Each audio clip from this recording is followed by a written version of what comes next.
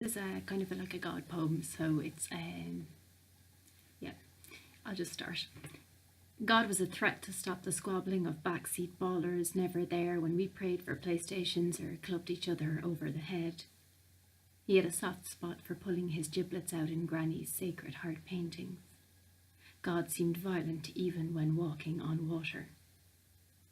He was all 564 pieces in the stained glass window I sat under and the dead parish member immortalised in it. God was African children, the trochra box and the thin lips of Mother Teresa. God was rattling off commandments in fear of the bishop or poor bridie, contributing to the fat wallet of our communions than later confirmations. He was good clothes kept for Sunday appearances, or Grania asking why I missed Mass, then saying she couldn't play with me. God was how Mommy made her bed and got stuck in it, than the years it took to get her back out again. He was seeing to it that she went to heaven for all she endured, and I went to purgatory, a waiting room for the undecided where I'd get infinitely better at crosswords.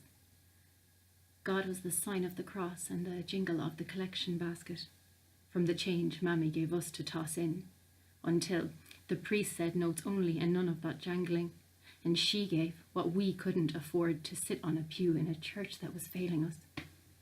God was painting the good room when we hosted the stations, and the priest saying Mass to the men on the couch as the women engineered enough tea and biscuits to keep things biblical. God was Sadie shouting Jesus, Mary and Joseph at the ceiling where God was apparently listening. Or the whiskey bottle she topped up with water to hide what was truly saving her. God was how Granny got through breakfast after Poppy was gone, or the way some girls forgave the cousins secretly raping them. God was the whitewash on every family home.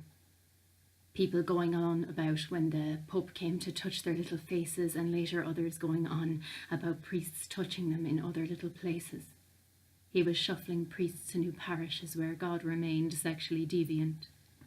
God was our nation's constant apology for a story that came apart too easily when the scandal started starring the neighbours. God was knowing and kneeling regardless. But maybe God was more complicated than that. I say this confused by a sister who lights candles at Mass, or the Our Father that sometimes appears on my lips.